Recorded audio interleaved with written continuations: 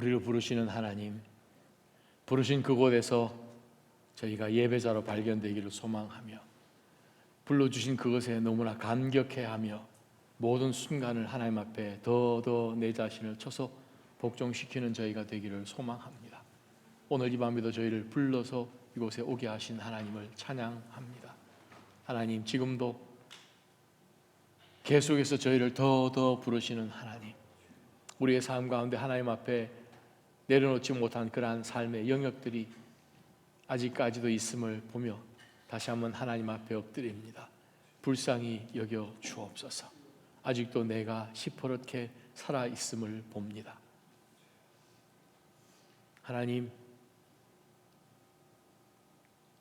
지금도 하나님의 놀라운 역사에 쓰임 받을 수 있는 그 한 사람을 찾으시는 하나님, 참으로 하나님 앞에 어여시 설 수 없는 정말 허물 많은 저희이지만 부르신 분이 우리를 그것조차 다 아시고 우리의 부족하고 형편없는 것도 다 아시고 부르셨으니 하나님, 우리는 그냥 그 부르심에 응답하면 되는데 하나님, 우리는 아직도 계산이 좀 남은 듯 그렇게 생각하며 주저주저 하는 것을 하나님 앞에 시인합니다. 하나님, 오늘 이 저녁에 다시 한번 주님의 얼굴을 간절히 구하는 밤이 되게 하여 주옵소서. 주변에 빼앗겼던 그 모든 시선을 다시는 그 어떤 누구에게도 넘겨주지 않겠다는 각오로 다 모아서 하나님 앞에 집중시키는 밤이 되게 하여 주옵소서. 주의 음성도 간절히 듣기를 소망합니다. 긴가민가 하는 그러한 것이 전혀 없도록 확실한 주의 음성 듣고 확실히 순복하며 나아가는 이 밤이 되게 하여 주옵소서. 하나님, 저희가 늘 하나님을 찬양하는 그러한 삶으로 저희를 창조해 주셨는데 하나님, 혹시라도 주여 저희는 세상의 노래와 세상의 마음들이 빼앗겨서 세상이 기뻐하는 그러한 것을 하나님, 우리는 혹시라도 추구하지는 않았는지 오늘 이 밤에 하나님 앞에 회개합니다. 다시 한번 주여 저희를 더 성결하게 붙들어 주셔서 이 마지막 때에 정말 그리스도의 사람들로, 그리스도의 증인들로 주님 잘 끝까지 감당하며 주님 부르시는 그 시점까지 하나님의 사람으로 살다가 주님 앞에 서게 하여 주옵소서. 오늘 이 밤에 주실 말씀을 기대합니다. 하나님, 성령께서 저희의 심령을 그렇게 열어주시기를 간절히 소망하며 예수님의 이름으로 감사하며 간절히 기도합니다. 아멘. 우리 찬양받기 합당하신 하나님 앞에 감사의 박수로 나가십시다. 할렐루야, 할렐루야. 자, 우리 자리 좀 이동하셔서 성도님도 한 주간 동안 어떻게 지내셨는지 우리 권면하고 축복하고 한번 헉 해주시면 좋겠습니다. 할렐루야. 치료는 잘 받으셨는지 축복합니다. 손 좀 꼭 잡아주세요. 악수 좀 해주세요. 네, 성함 모르시잖아요. 뒤에 가셔서 좀 악수 좀 해보십시오. 네, 처음 뵙겠습니다. 축복합니다. 할렐루야.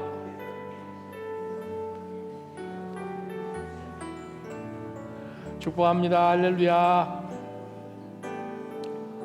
사랑하는 모든 믿음의 성도님들, 네, 격려하고 축복해 주시면 좋겠습니다. 할렐루야. 축복합니다. 축복합니다. 할렐루야.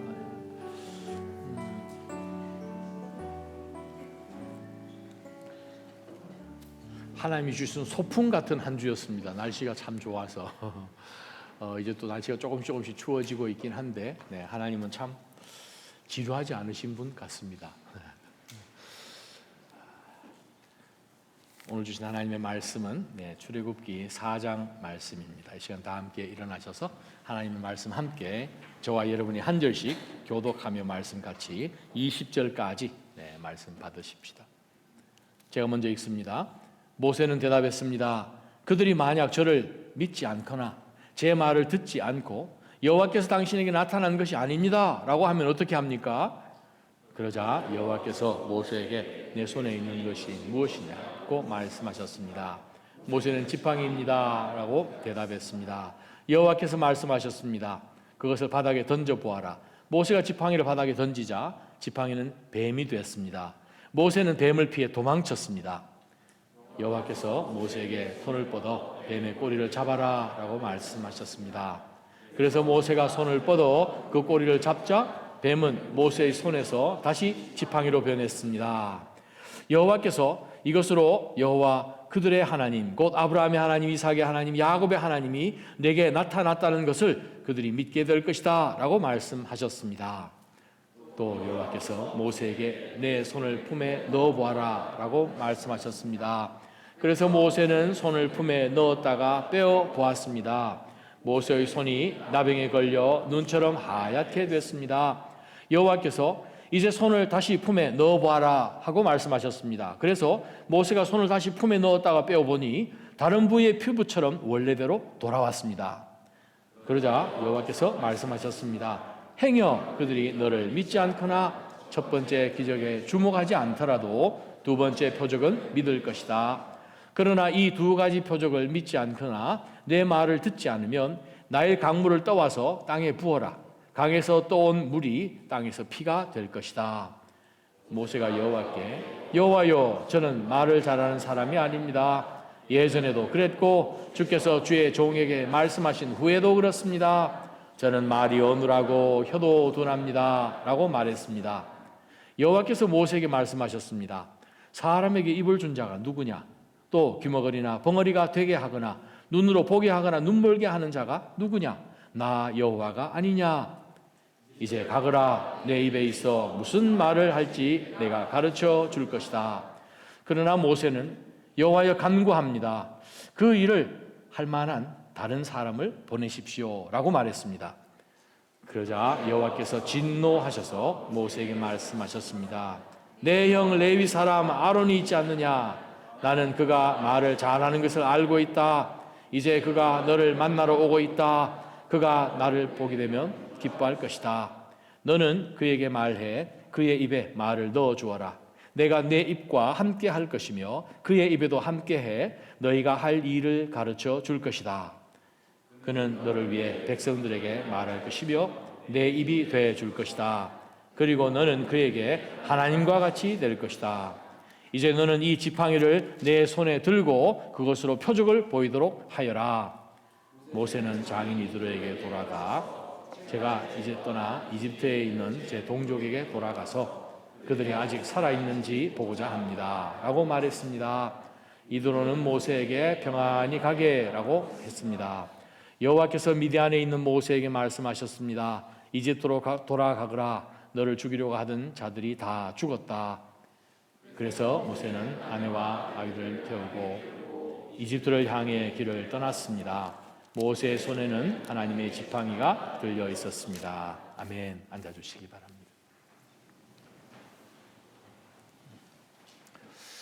큰 배를 타든 작은 배를 타든 배 뒤편에 보면은 rudder, 키라고 우리가 보통 부르는 것이 있죠.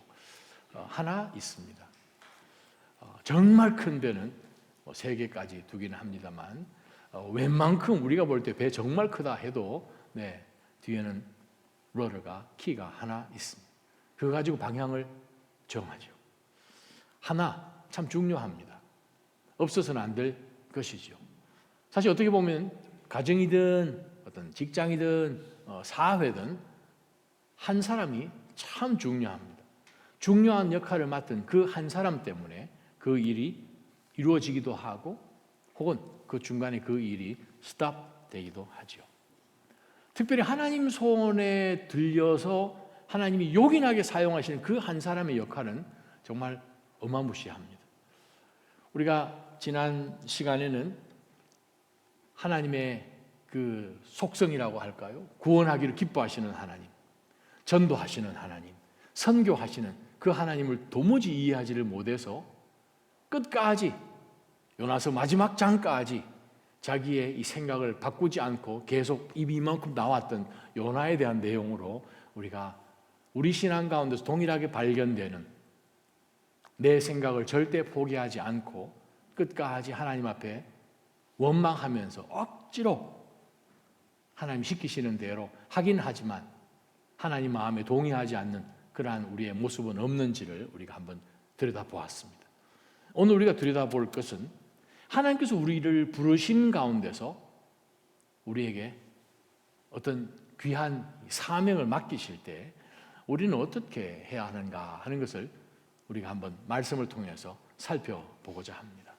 왜냐하면 하나님은 때로는 여러 많은 사람들을 부르실 때도 있지만 사실은 중요한 한 사람 한 사람을 오히려 불러서 사용하시는 것을 우리는 성경 전체에서 많이 발견합니다.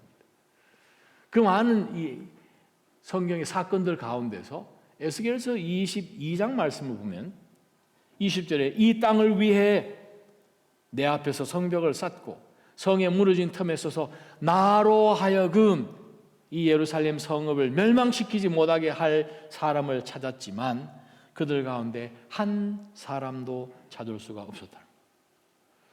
지금 하나님께서 찾으시는 사람 한 사람이라도 있었으면 하나님께서는 뜻을 돌이키셨는지도 모릅니다.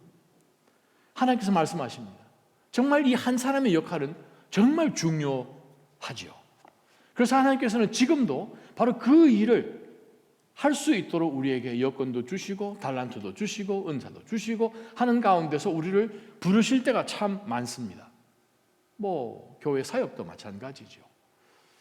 그러한 가운데서 우리가 부르심을 받았을 때 우리는 사실 대부분은 바로 하나님 내가 여기 있습니다 라고 하지 않을 때가 참 많습니다.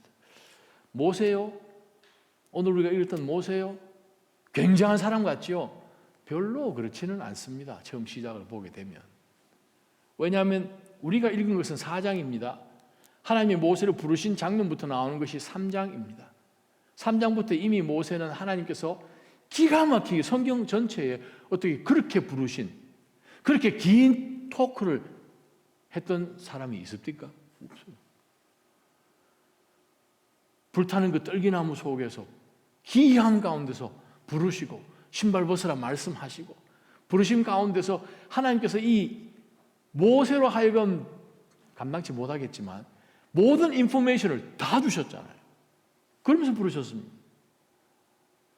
가면서 하나님 왜 부르셨는가 하나하나 하시는 것도 아니고 처음부터 끝까지 무엇을 하실 것까지 다 세트로 딱 주셨음에도 불구하고 모세는 반응을 안 하는 것을 우리가 보게 됩니다.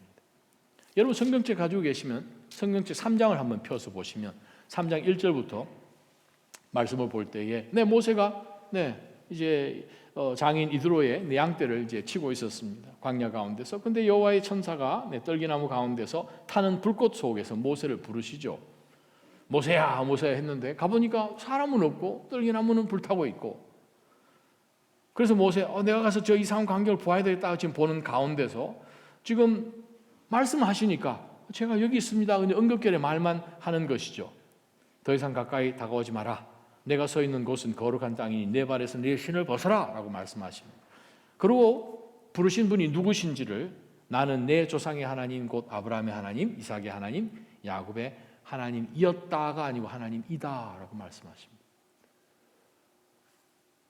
지금 모세 시대와 아브라함 시대는 거의 한 450년 500년 정도 떨어져 있잖아요. 근데 하나님은 항상 살아계시고 지금 시점 가운데서도 아브라함과 이삭과 지금 야곱이 하나님 앞에 존재해 있는 것이죠. 그러한 가운데서 하나님이 모세를 부르십니다. 그러시고 난 다음에 그에게 아주 굉장한 메시지를 주십니다. 내가 진실로 7절에 이집트에 있는 내 백성들의 고통을 보았다. 그들의 감독들 때문에 울부짖는 소리도 들었다. 그들의 고통 잘하고 있다. 그래서 내가 내려왔다. 내가 그들을 이집트 사람들의 손에서 구해내고 그 땅에서 그들을 이끌어내어 아름답고 넓은 땅, 젖과 꿀이 흐르는 땅, 곧 가나안 족속과 헷 족속과 아모리 족속과 브리스 족속과 히위 족속과 여부스 족속의 땅으로 인도할 것이다. 10절에 그러니 이제 너는 가거라. 내가 너를 바로에게로 보내 너로 하여금 내 백성 이스라엘 자손을 이집트에서 이끌어내게 할 것이다 라고 하나님께서 부르시고 무슨 일을 하실 건지 job description까지 다 주셨다는 거예요. 정말 하나님 이 모세를 사용하고 싶으신 거죠.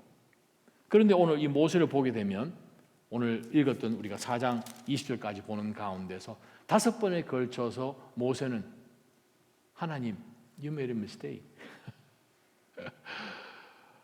우리가요 하나님 부르실 때 하나님 아닌 것 같아요.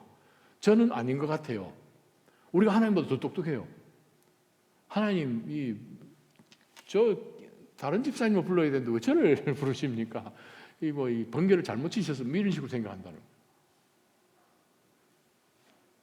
하나님이 무슨 일을 하실 건지 우리는 모르잖아요. 하나님 계획하십니다. 아니 그 계획을 위해서 하나님께서 우리를 이 땅에 보내시지 어떻게 알겠습니까? 그런데 일단 우리는 모세하고 똑같습니다. 일단 노부터 해놓고 봅니다. 그죠? 오늘 저녁에 하나님 말씀 앞에서 우리 모두가 깨달아야 될 영적 교훈은 하나밖에 없습니다.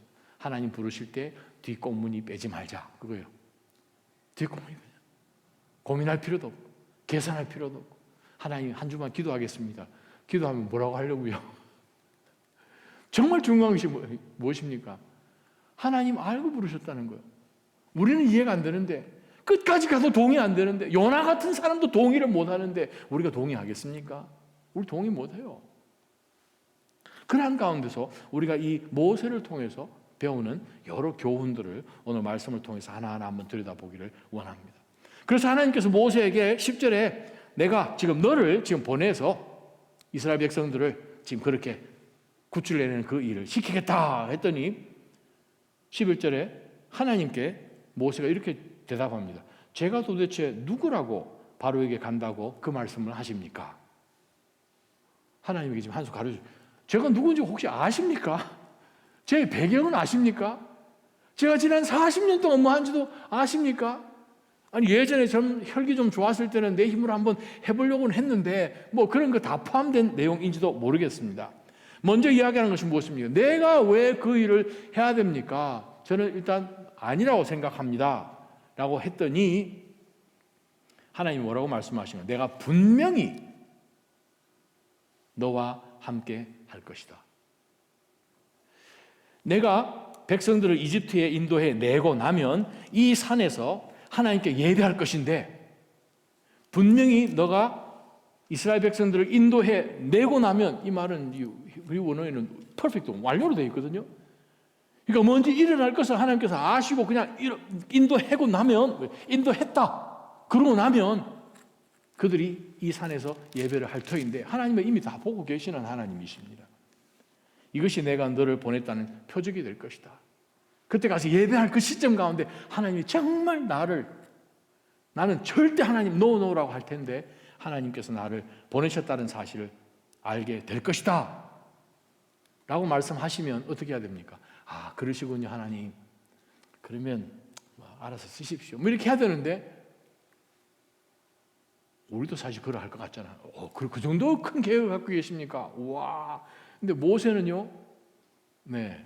우리가 생각할 때 모세가 슈퍼스타 같은데 사실 우리와 성경이 똑같은 거죠. 우리 속에 죄성이란 것이 남아가지고 어쨌든 간에 은폐하다고 생각하는 거예요. 다른 사람 시키지. 막 이런 생각하잖아요.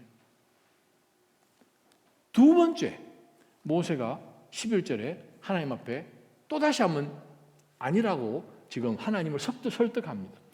제가 이스라엘 백성들에게 가서 너희 조상의 하나님께서 나를 너희에게 보내셨다라고 할 때 그들이 그의 이름이 무엇이냐고 물으면 제가 뭐라고 해야 되겠습니까? 이제 이 말은 두 번째 제가 그 사람들한테 가면 그 사람들 저를 안 받아줍니다. 그들이 질문할 답이 제가 없습니다. 제가 신학을 잘 모르겠습니다. 그 사람들이 아주 신학적인 그런 질문을 하면 저 대답 못합니다. 대답 못하면 어벙어벙 하다가 그냥 사람들이 저를 무시하겠죠. 제가 그 일을 왜 합니까? 제가 생각해도 이건 말이 안 된다고 생각합니다. 하나님 우리에게 어떤 일을 시키십니다. 부르십니다. 제가 아는 게 없어요. 그거는 해본 적이 없어요. 좀 잘하시는 분, 다른 분 좀 시키시면 혹시 직업이 학교 선생님이신 분들 시켜 쓰시면 좋겠습니다. 이런 식으로 할 수 있다는 거죠. 해본 적이 없으니까요. 어떤 상황이 어렵게 되어서 나에게 그것을 해결해야 되는 그러한 입장이라면 제가 할 수 있는 게 없네요. 부르셨다면 부르신 분 책임입니다.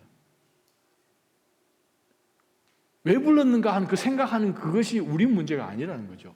부르셨으니 알아서 하시겠죠. 내가 할 수 있으니까 부르신 것이겠죠. 근데 우리는 생각합니다.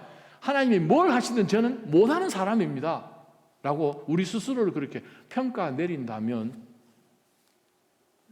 모르겠어요. 제가 하나님 같은 그래 그럼 계속 양이나 쳐라. 이렇게 얘기할 것 같아요.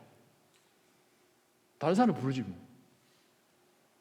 정말 우리가 분명하게 깨달아야 되는 것은 우리가 하나님보다도 더 잘 아는 것처럼 하나님께 하나님, you made a mistake 이렇게 해서는 안 된다는 거예요. 모세는 두 번째 이야기하면 제가 할 말이 없거든요. 제가 알지를 못해서 라고 하나님 앞에 대들었더니 여러분 가지고 계신 성경책 14절부터 3장 마지막 절인 22절까지가 하나님의 대답입니다.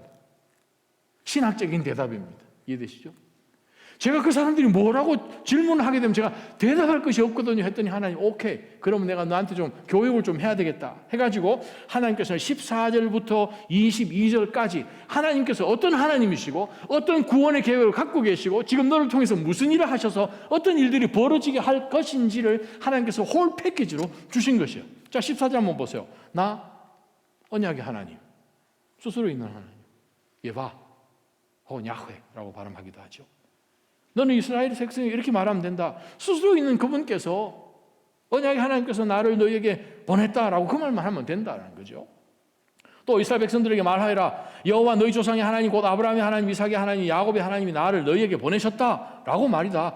이것이 내 영원한 이름이고 대대로 기억해야 할 내 이름이다 라고 하나님께서 자기 이름에 대해서 큰 두 절 14절 15절 굉장히 긴 절이거든요. 두 절에게서 말씀하십니다. 그러고 난 다음에 이스라엘 장로들을 모아놓고 그들에게 따로 이야기해라. 여호와 너희 조상의 하나님 곧 아브라함, 이삭, 야곱의 하나님께서 내게 나타나서 이렇게 말씀하신다. 내가 너희를 지켜보고 있었고 이집트에서 너희가 당한 일을 보았다 라고 쭉 말씀하시면서 이스라엘 백성들 광야길로 3일 가서 여호와 제사드리기 이런 무슨 일들이 벌어질 것까지 어떤 대화가 오갈 것까지 하나님은 다 아시고 미래에 일어날 일까지를 하나님께서 모세에게 다 알려주셨습니다. 그럼 어떻게 해야 됩니까? 우리에게 하나님 말씀하신다. 부르시고 난 다음에 내가 너를 통해서 이러한 일을 하고 싶다. 이러한 일을 해서 어떤 사람들이 오고 너에게 어떤 일들이 벌어질 것이고 딱 이렇게 사람들이 이야기할 것이다. 요 일이 상황이 벌어질 것이다. 그럼 너는 이렇게만 하면 된다. 라고 우리 입을 다 하나님께서 다 넣어주셨는데 그러면 우리가 어떻게 해야 됩니까? 할렐루야 그렇게 가겠으면 이렇게 해야 되는데 모세요? 모세는 안 그랬어요. 우리는 그럴 것 같은데. 그렇죠? 우리는 그럴 것 같잖아요. 근데 모세는 안 그랬어요. 모세는 어떻게 했습니까? 모세는 대답한 게 아니고 반항했습니다. 이렇게 번역하는 게 맞을지도 몰라요. 그들이 만약 저를 믿지 않거나 제 말을 듣지 않고 4장 1절 여호와께서 당신에게 나타난 것이 아니네요 라고 하면 그러면 어떡합니까? 이거 하나님이 안 믿어지는 거예요. 히브리서 말씀하고 지금 오늘 본문 말씀과 같이 엮어서 보게 되면 지금 이 모세 머릿속에 아주 하나님에 대한 이 신학적인 그것이 아주 그냥 빙빙 돈다고 생각을 해도 아마 될 것 같습니다. 그들이 믿지 않거나 제 말을 듣지 않고 여호와께서 당신에게 나타난 거 그거 굴한데 라고 뭐 이렇게 얘기할 것 같습니다. 못 가겠습니다 라고 지금 모세는 세 번째 지금 하나님 앞에 버팅기고 있는 거예요. 그러자 하나님이 뭐라고 말씀하십니까? 내 손에 있는 것이 무엇이냐라고 질문하십니다. 내 손에 무엇이 있냐? 지팡이 있습니다. 지팡이 무슨 지팡이입니까? 지팡이 뭐 양떼들 치려면 양떼 빠졌을 때 목도 걸러야 되고 하니까 뭐 그들이 쓰는 긴 목자들이 사용하는 지팡이죠. 그걸 던지라라고 하십니다. 바닥에 던져보아라. 근데 모세가 지팡이를 바닥에 던졌습니다. 자기는 하나님 앞에 안 던지려고 하고 지팡이는 그냥 던지는 거예요. 지팡이를 던졌더니 말씀에 순종하여 던졌더니 변했어요. 지팡이가 아닌 거예요. 자기는 분명히 지팡이라고 대답했는데 지팡이가 아닌 거예요. 하나님이 우리를 부르십니다. 너는 무엇이냐? 마치 하나님과 밤새도록 씨름하고 난 다음에 네 이름 뭐냐? 야곱입니다. 야바이꾼입니다. 이렇게 이제 대답한다는 거죠. 그래서 하나님이 던져서 뱀이 아마 모세에게 아마 가까이 왔는지도 모르죠. 도망간 걸 보니까 모세 반대쪽으로 도망간 게 아니고 모세 쪽으로 지금 뱀이 막 온 거죠. 여러분 지금 뱀을 피해서 지금 도망했습니다. 그랬더니 여호와께서 손을 뻗어 지팡이 끝을 그렇게 말씀하지 않으시고 뱀의 꼬리를 잡아라 라고 말씀하십니다. 그래서 모세가 손을 겨우 이제 뻗었겠지요. 그 꼬리를 잡자 뱀은 모세의 손에서 다시 지팡이로 변했습니다. 혹시 벤허 영화를 보신 분은 기억나시죠? 이렇게 탁 잡았을 때 막 그 당시에는 이 그래픽이 좀 좋지를 못해서 좀 우습다 막 그런 모습으로 이렇게 변하긴 했지만 큰 지팡이가 지금 되었습니다. 하나님이 말씀하십니다. 이것으로 지팡이로 여호와 그들의 하나님 아브라함, 이삭, 야곱의 하나님이 네게 나타나셨다라는 그것을 그들이 너가 이것을 하게 되면 믿을 것이다. 하나님이 우리의 이 안 믿으려고 하는 것을 다 아십니다. 모세 지팡이 이거 뭐라고 아마 그렇게 생각했는지 모르겠어요. 확실하게 해 주시려고 하나님이 손 한번 품에 넣어라. 넣었다가 뺐더니 문둥병 걸린 거예요. 이게 어떻게 하나님 다시 넣었다 빼라. 넣었다 빼라. 똑같이 된 거예요. 그래도 안 믿을 것 같아서 하나님이 그래도 안 믿거들랑 나일 강물 파다가 그냥 바닥에 부어라. 피가 된다.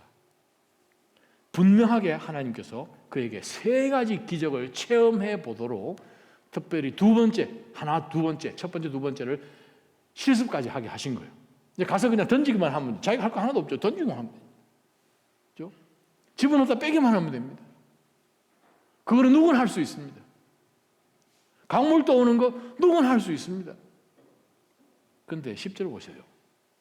우리는 이쯤 했으면 이거 하고 싶어서라도 아마 갈 것 같아요. 저 같으면 막 이거 보이는 이거 굉장하잖아요. 이게 뱀 던지는 게 아니고 막 이렇게 던지겠죠. 막 그렇게 할 것 같은데 모세는 안 그랬다는 거예요.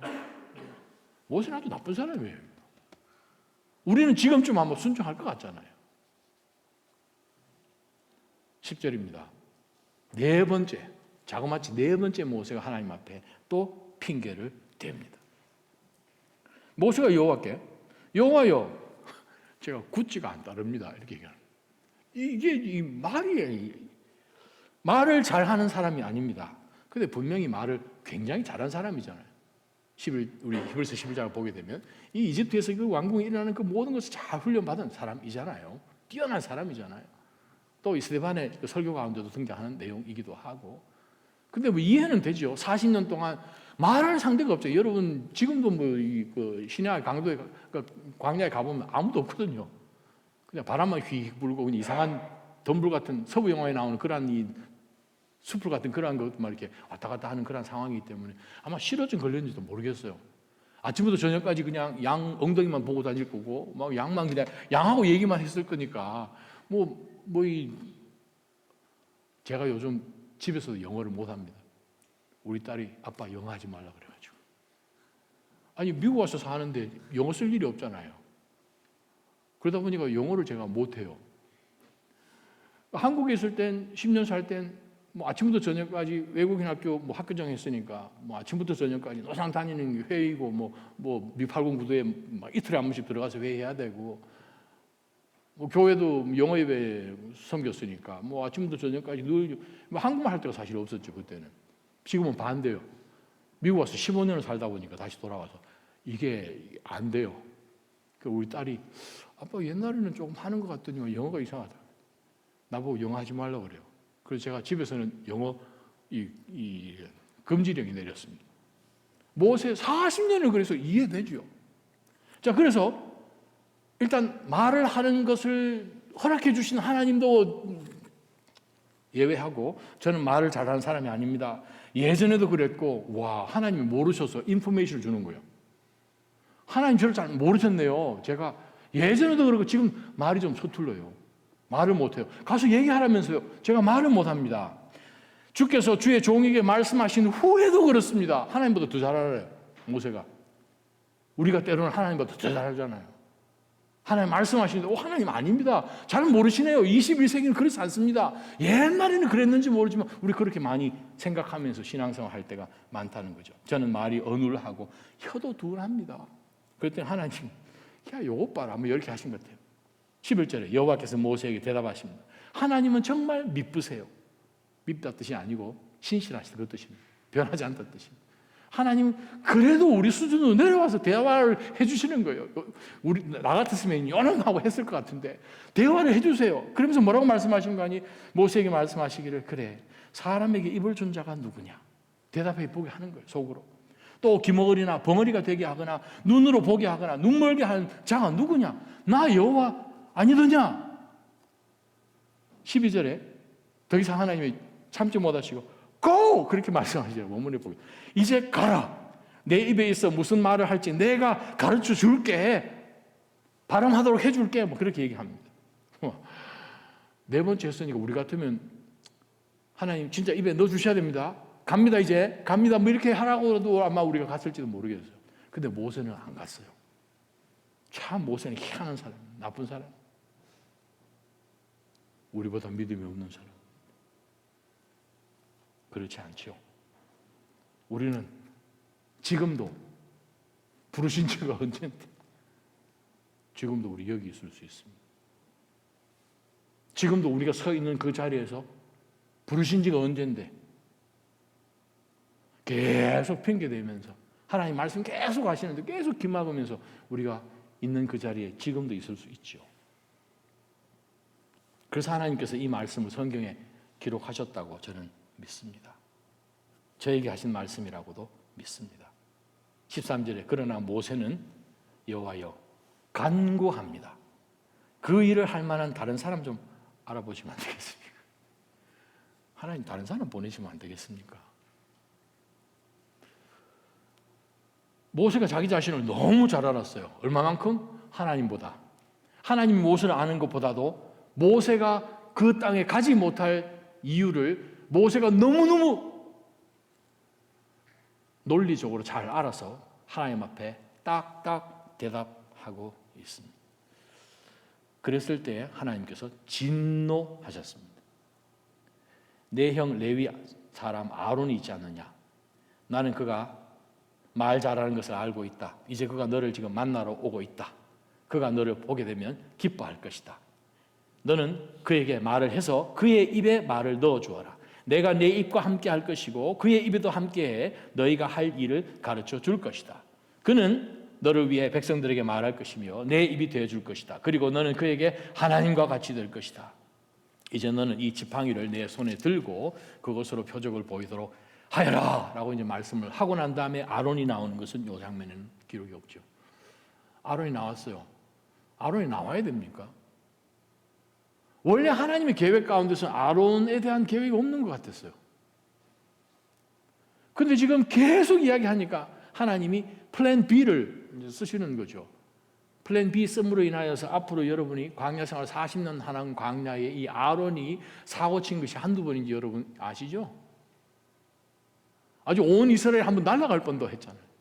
출애굽기 32장 33장을 보게 되면 불필요한 그것, 때로는 우리가 하나님보다도 더 끝까지 반대할 때 하나님 그럼 너 수준으로 그럼 한번 내가 내려가 볼게 하는 가운데 사실 우리가 불필요한 것까지 우리가 얻게 되므로 그 일이 꼬이게 되는 것을 우리는 모세와 아론의 상황을 통해서 봅니다. 그래도 여러분 모세가 하나님 앞에 온전히 부르신 가운데서 이제 설득이 돼서 둥둥둥 하면서 지금 이집트로 갔다고 생각하십니까? 저는 그렇지 않은 것 같아요. 18절을 보게 되면 원문을 보게 되면 또 이 감칠맛 나긴 합니다만 18절에 우리가 우리말 성경으로 보십시다. 모세는 장인 이드로에게 돌아가서 뭐라고 얘기하는지 보세요. 제가 이제 떠나 이집트에 있는 제 동족에게 돌아가서 그들이 아직 살아있는지 보고자 합니다. 이 해석을 여러 가지를 할 수 있습니다. 구약학자들이. 내가 가는 사이에 그놈들 좀 다 죽어졌으면 안 될까 이런 생각도 할 수 있고 지금 이 장인 어른께 원래는 해야 되는 내용이 무엇입니까? 지금 40년을 지금 여기서 얹혀 살다가 지금 이제 하나님이 보내셔서 그것도 불꽃 가운데 등장하시고 굉장한 사건들을 패노라믹하게 보여주시고 난 다음에 지금 엄청난 일, 전 세계 전무후무한 그 엄청난 그 일을 보이시려고 하나님께서 모세를 보내시는데 그러면 우리가 지금 집으로 돌아가서 지금 얼굴이 완전히 그냥 일단 사색이 되었든지 아주 굉장한 그런 모습으로 가야 정상이죠. 장인 식구들 다 모아. 오늘 제가 오늘 광야에서 뭐 본지 아십니까? 우와, 그 어디 그 지점 있잖아요. 거기 나만의 그게 변해가지고 불이 나는데 너무 신기해서 제가 가다가 이상한 소리 막 들려가지고 하나님 만난 이야기 하면서 아마 침 튀겼을 겁니다. 근데 그 하나님이 말씀하시는데 그분이 그냥 우리가 생각하는 그분이 아니고 우리 대대로 우리가 말씀 묵상하면서 암송하면서 지금까지 나왔던 바로 그 여호와 하나님이 등장하셔가지고 나한테 말씀하시는데 그 아브라함 언약을 기억하셔가지고 그것 하나님 기억하셔서 이스라엘에서는 건져내시겠다고 저 지금 보내는데 저 지금 어떻게 해야 되나 가야 되겠죠. 뭐 이렇게 얘기하든지 아니면 반대로 저 뭐 이렇게 하든지 그 이야기부터 먼저 해야 되는데 그건 지금 싹 다 빠지고 지금 진짜 가기 싫은 거예요. 아마 이때 이도라가 가지 말라 했으면 안 갔을지도 모르겠어요. 정말 가기 싫어하는 지금 대답이 지금 이 말이 안 맞는 지금 대답이죠. 13장 14장에 한 번도 나오지 않은 그런 희한한 아이디어를 가지고 하나님 앞에 지금 품었는지 이 말씀이 기록된 것입니다. 그들이 아직 살아있는지 보겠습니다. 당연히 살아있지요. 그런데 이 말을 통해서 이들에게 자기 마음 가운데 있는 걸 지금 표현해. 정말 억지로 지금 가는 거예요. 우리 마음 가운데 때로는 그 일이 끝나서 내가 가면 그냥 문 닫았으면 좋겠다. 이런 생각하면서 지금 끄이끄이 하고 지금 가는 우리의 모습을 모세보다도 훨씬 더 못한 우리의 모습을 우리 모세를 통해서 오늘 봅니다.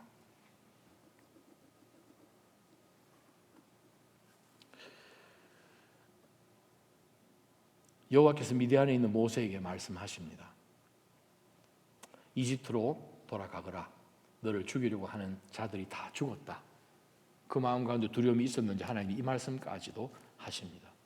그래서 아내하고 아들들을 나귀에 태우고 이집트를 향해 길을 떠나는데 이 섹션에서 제일 마지막 부분에 모세의 손에는 하나님의 지팡이가 들려 있었습니다.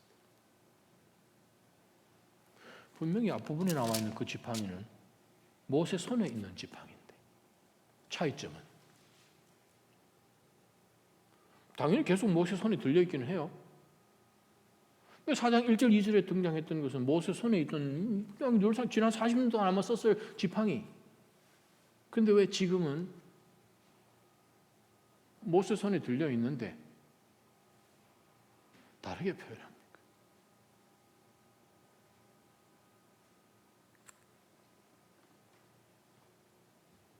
한번 던져졌지요. 변화를 경험했지요. 자기 지팡이 아니지요. 이 지팡이 누구 거냐 하면 모세가 이렇게 대답할지도 모릅니다. 내 지팡이. 내가 어디 길거리에서 나무 밑에서 나무 잘라다가 내가 깎아가지고 내가 썼어. 하나님이 네가 심은 나무냐? 물을지도 모릅니다.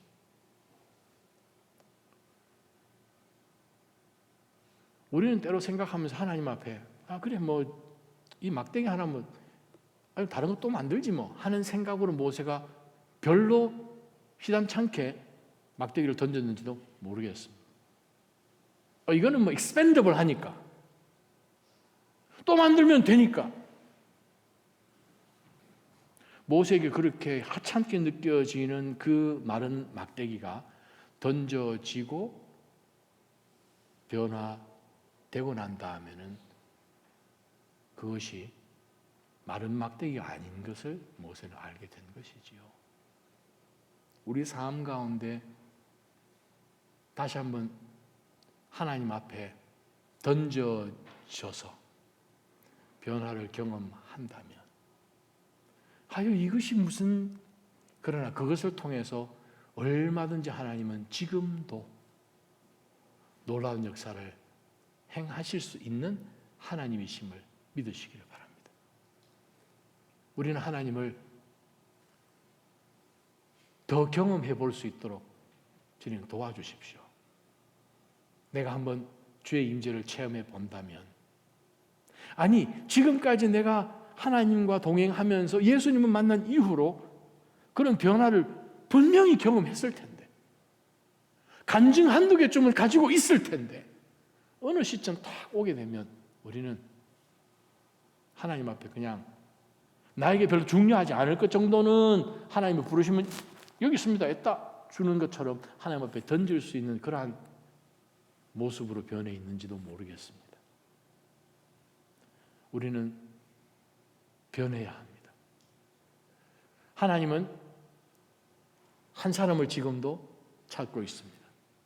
바로 우리 여기에 있는 모든 사람 한 사람을 지금도 하나님은 부르셨고 오늘 저녁에도 부르셔서 모였고 각자에게 하나님이 전혀 다른 은사들을 주셔서 그거로 하여금 가라! 라고 명하셨다는 거예요. 하나님께서 우리에게 어떤 부르심을 주셨는지는 우리가 어떻게 알 수 있습니까? 당연히 하나님 말씀 가운데서 우리가 하나님이 정말 부르신 말씀이신지 성경을 통해서 우리가 보아야겠죠. 분명히 하나님께서 나로 하여금 이거 시키셨다, 이거 하게 하셨다 하는 그런 마음이 막 움직이면 그 마음이 과연 성경적인지도 봐야 될 것이고 도덕적인지도 봐야 될 것이고 이것이 혹시 내가 좋아해서 하는 건지 아니면 이거 하게 되면 하나님께 온전한 100% 영광이 돌아가는 건지 아니면 나에게도 조금 괜찮은 떡고물이 떨어지는 것인지 그렇게 볼 필요가 있죠. 분별해야 할 수 있어야 됩니다. 하나님은 부르셨습니다. 우리 모두를 부르셨습니다.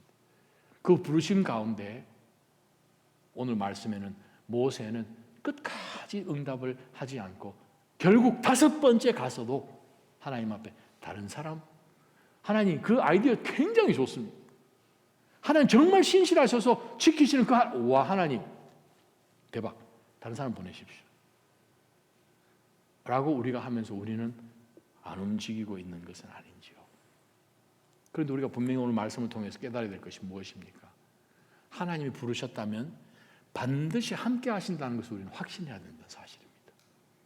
하나님은 우리와 인생이 아니기 때문에 다르기 때문에 그냥 헛되게 부르지 않으시죠. 때로는 우리가 깜빡깜빡 하잖아요. 우리 애들 불렀다가 왜 불렀는지 모르겠어 할 때도 있잖아요. 하나님은 그러시는 하나님이 아니에요. 하나님이시거든요. 하나님이 부르셨다면 내가 생각할 때는 말은 막대기인데 하나님이 부르셨다면 쓰시겠다는 거예요. 얼마든 다른 사람 부르실 수 있는데 나를 부르셨다는 것은 이거는 굉장한 은혜지요. 우리를 구속하기 위해서 예수 그리스도 보내셔서 우리를 그 믿는 믿음 가운데서 구원해 주신 것도 굉장한데 어떤 하나님의 목적을 위해서 하나님의 나라를 위하여서 우리를 부르셨다면 우와 이건 정말 너무너무 감사해야 되는 것이고 그러면 하나님 어떻게 쓰기를 원하십니까? 제가 할 수 있는 것이 무엇입니까? 라고 우리가 물으면서 하나님께 아마 더 능력을 달라고 하나님 앞에 엎드리고 울고불고 해야 할 우리인데 우리는 의심하잖아요. 하나님 부르기는 부르셨는데 아무리 제가 기도해봐도 굉장히 거룩하게 보이죠. 기도해봐도 하나님 잘못하신 것 같습니다. 제가 이게 안 됩니다. 이것도 안 되고 저것도 안 되고 우리가 말씀 통해 보면서 하나님 어떻게 하실지 우리가 전혀 모르는 가운데 하나님이 어떤 계획을 갖고 계시든 우리는 하나님 그 계획에 우리는 만족하고 박수를 보내드려야 됩니다. 왜? 우리는 모르니까. 모세의 경우에는 사실 웬만한 그런 큰 그림은 주셨죠. 우리에게도 때로는 큰 그림 주실 때도 있고 그러지 않으실 때도 있습니다. 하나님 우리를 부르시고 어떤 마음 가운데서 일을 하게 하셔서 그 능력으로 우리를 함께 하신다는 그것만 확신하면 이 길은 무조건 가는 길이다 라고 우리는 순종하며 가야 된다는 것이죠. 사실 저는 아마존 강물 안에 들어가기 싫거든요. 제가 한 원광 선교사님한테 얘기를 못했어요. 안 했어요. 의사가 2번이나 작년 재작년도 그랬지만 제 눈을 딱 쳐다보면 강물에 물도 담그지 발도 담그지 마라 그랬거든요. 그 왜요? 설명을 쫙 해주더라고. 네. 그래서 제가 사실 발도 못 담궜는데 선교사님 지금 기다리고 있는 거예요. 저는 생각에 다른 사람 그 전에 좀 오면 안 되나? 그 전에 누가 은혜 받아서 먼저 가서 30여 명 되는 그때 되면 40명 될지도 모르겠지만 다 그냥 다른 사람이 가서 세례 주면 안 되나 하는 그런 생각이 들 때가 있습니다, 여러분. 목사도 그래요. 목사도 그래요. 하나님 오늘 우리에게 물으십니다. 내 손에 있는 것이 무엇이냐? 여러분 하나님 앞에 이것은 익스펜더블 하게끔 그냥 던질 것 같은 그런 게 혹시 있으십니까? 사실 하나님께서 질문하신 것은 너 마음은 어디 있냐 이렇게 물으시겠죠. 네가 지금 마음에 지금 포기하지 못하는 그것은 무엇이냐 이렇게만 물으실지도 모르겠습니다. 하나님께 우리는 모든 것 다 드려야 맞지요. 정말 우리 눈에 볼 때 아무것도 아니어도, 그래요, 우리가 볼 때 우리 스스로가 아무것도 아니어도 하나님은 이것 가지고 어떻게 하실지는 하나님이 염려하시고 하나님 걱정하실 문제입니다. 그럼 우리가 고민해서 우리가 하나님 앞에, 제가 아무리 생각해도 저는 이렇게 우리가 하나님처럼 할 필요가 없다는 거죠. 하나님이 우리 수준으로 내려왔다고 우리가 하나님 수준으로 올라가서 장기 뚜듯이 할 수는 없는 거지 않습니까? 하나님이 부르셨다면 그 부르심에 우리는 무조건 순종해야 된다고 확실히 믿습니다. 고린도후서 12장 5절에서 10절까지 말씀을 보게 되면 자기가 아무리 생각해도 부족하고 모자라는데 바울 사도가 정말 나는 정말 연약한데 이거 어떡하냐고 3번에 걸쳐서 자신의 그 연약함을 하나님 앞에 기도했을 때 네 은혜가 네게 족하다 하고 난 다음에 바울이 뭐라고 고백합니까? 하나님이 주신 이유가 있다. 나의 연약함을 내가 자고하지 않으려고, 우리말 성경에 자만하지 않게끔 하기 위해서. 왜요? 내가 무조건 약해져야 나는 강한 것을, 바울 사도는 그 비결을 깨닫게 된 거죠. 내가 무지하고 내가 연약하고 내가 아무것도 하지 못할 그때에 하나님 강하심이 드러나니까 나는 무조건 그냥 연약해야 된다. 바로 그것을 바울 사도는 깨달았던 것입니다. 여러분 잘 아시는 한 사람 PPT를 한번 보기를 원합니다. 테트라 아멜리아 증후군 때문에 양팔이 없고 다리가 없이 태어났습니다. 머리하고 몸뚱이, 왼팔 조금 붙은 거하고 발에 발가락 몇 개 붙은 게 다죠. 저 아이가 태어나서 할 수 있는 게 뭐가 있겠습니까? 그래도 이 아이를 놓고 부모님, 목사님이십니다. 목회하시는 목사님이 정말 매일 밤, 매일 낮, 밥 먹을 때마다, 시간 있을 때마다 하나님의 말씀으로 그에게 말씀을 늘 읽어주었는데 저 아이가 초등학교 들어가고 8살 때 최초로 자살 시도를 합니다. 그리고 12살 될 때까지 기회가 될 때마다 자살 시도를 했습니다. 15세가 되었을 그때에 하나님의 말씀을 읽으면서 요한복음 9장에 등장하는 바로 그 소경, 나면서부터 소경된 자에 대해서 예수님께서 하나님의 영광을 드러내기 위해서라는 그 말씀을 받고 내가 이 하나님, 내가 진짜 인격적으로 한번 믿겠습니다 하고 예수님을 정말 자신의 삶의 구세주로 영접을 하고 그 날부터 주변 모든 사람들에게 하나님은 실수치 아니하시는 하나님이시다. 저 사람의 신체를 보게 되면 실수하신 것이죠. 증후군에 걸렸으니. 그런데 사실 지금까지 굉장한 강연들을 하지만 저 사람이 여러 이 사진이나 동영상들을 보게 되면 수영도 할 줄 알고요. 우리 양팔 양다리 수 수영 못하는 사람 많잖아요. 수영도 하고요. 잠수도 하고요. 서핑도 하고요. 탁구도 치고요. 우리가 상상도 하지 못하는 그러한 일들을 저분은 하고 결혼도 하셨어요. 애도 넷이나 하나님이 주셨어요.